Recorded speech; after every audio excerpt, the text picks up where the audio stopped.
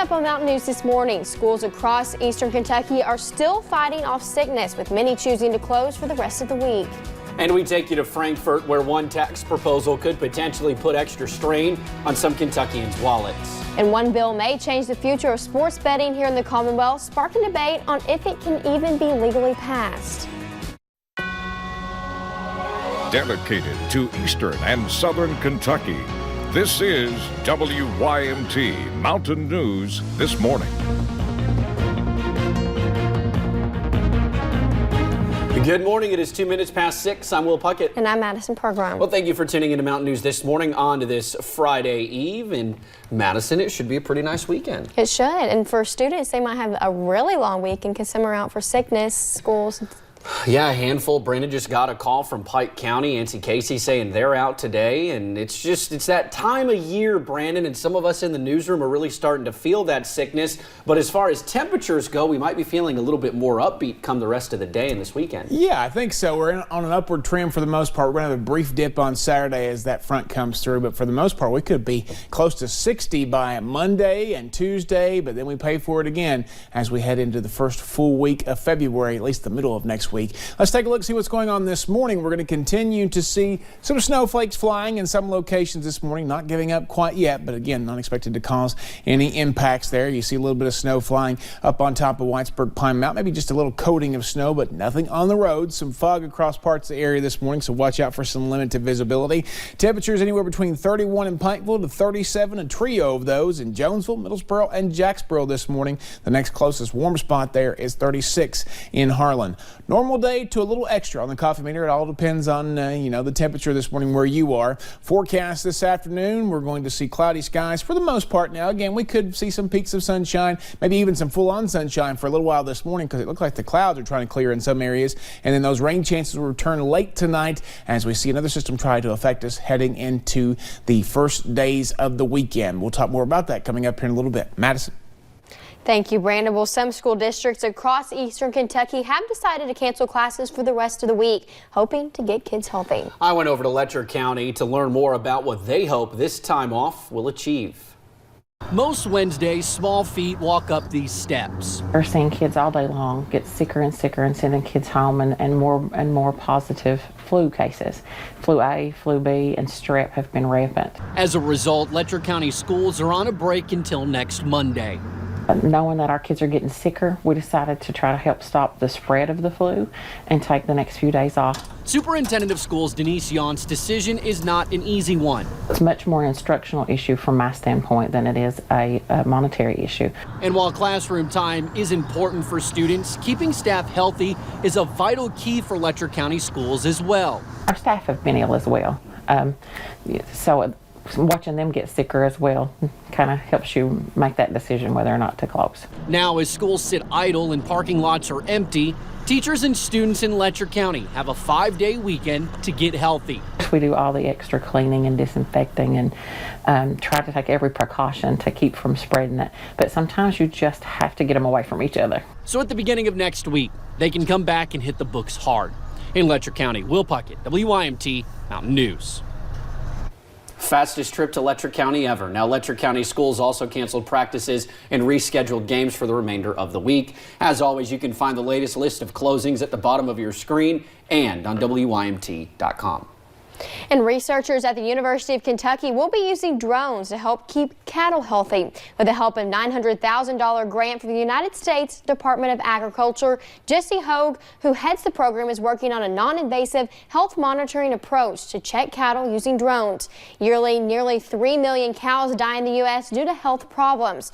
Their hope is that autonomous drones would help farmers remotely check on the location and health of each cow, allowing them to address cattle health and safety issues more quickly.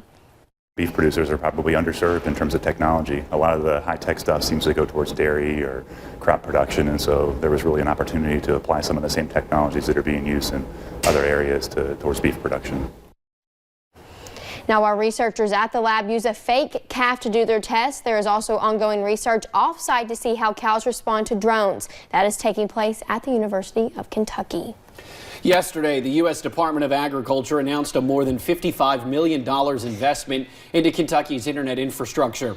That money targets rural areas with little or no internet access. Breathitt County will see $2.3 million to deliver broadband internet to more than 600 households. The funding makes up almost 10% of the $600 million Congress provided to expand broadband and services in rural America. And Governor Andy Beshear is aiming to boost funding for the state of Kentucky by taxing cigarettes and vaping products. For smokers, 10 cents more for a pack of cigarettes is just the latest hike in a decades-long line of tax increases. But for vaping customers, the change would be dramatic. 10 cents more per milliliter of vaping liquid means a standard bottle measured at 60 milliliters will cost $6 more. One of the Louisville area's leading retailers says taxing vaping liquid shows the state does not understand vaping products. A milliliter of liquid is very ambiguous. You have a milliliter that could contain 3 milligrams of nicotine, and then you have a milliliter like in a Juul that could contain up to 59 milligrams of nicotine. So taxing it just based on the liquid content, it just doesn't really make much sense. Republican legislative leaders expressed skepticism over the governor's proposal, saying the new tax could reduce consumption and drive down the expected revenues. One Kentucky abortion bill was debated yesterday in federal court. House Bill 454 was passed in 2018. It bans dilation and evacuation abortions except in emergencies. The procedure is usually performed after 11 weeks of pregnancy. Supporters of the bill say the type of abortion has no place in society. But questions of the bill's constitutionality have been raised by advocacy groups, a decision that could take months. And a bill that could allow you to legally bet on sporting events in Kentucky is garnering support on both sides of the aisle. But is it enough for it to pass and become law and funnel millions of dollars into Kentucky's coffers? The bill easily passed through a committee but has not received a vote in the full House yet. WYMT's Phil Pendleton has more on the bill and what's next for the high-profile piece of legislation. Taxes and fees on sports bets could make its way into revenue for Kentucky. And in a budget year, when you're looking at $22.5 million, that could help fill budget holes. House Bill 137 would allow legal sports wagering on pro sports and even college teams like the University of Kentucky. You'll be able to go to the racetrack. So in Lexington, that would actually be Red Mile, who I think is going to operate jointly with Keeneland.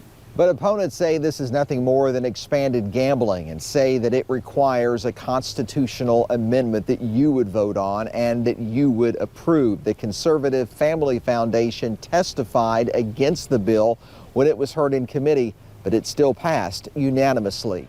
But Koenig says this is not expanded gambling because wagers are more than just chance. And it is a skill-based rather than complete chance.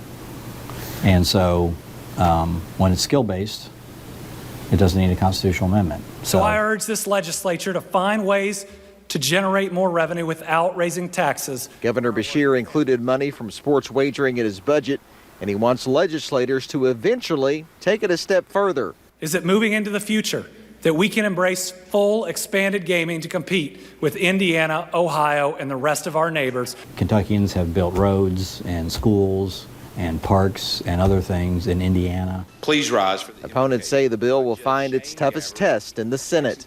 In Frankfort, Phil Pendleton, WYMT Mountain News. The bill has more than 30 co-sponsors, both Republican and Democrat, and needs just 51 votes to pass the House. And Governor Andy Beshear and the First Lady are encouraging you to shop and share to help survivors of domestic violence. Here's how Shop and Share works. While you grocery shop, you can pick up toiletries or food and donate it to domestic violence shelters. There will be a special bin in the store for those items, and they will be forwarded to a domestic violence shelter. And to know that you don't have to spend those first few hours when someone is trying to help you on a path towards safety and help you on a path towards healing. Wondering if you can have those basic necessities is just one extra relief. Now, since 2010, Kentuckians have bought and donated more than $4.5 million in goods for the Kentucky Coalition Against Domestic Violence. Shop and Share starts this Saturday from 9 a.m. until 5 p.m. at Kroger, Food City, Super Dollar, IGA, and Save-A-Lot stores across the Commonwealth.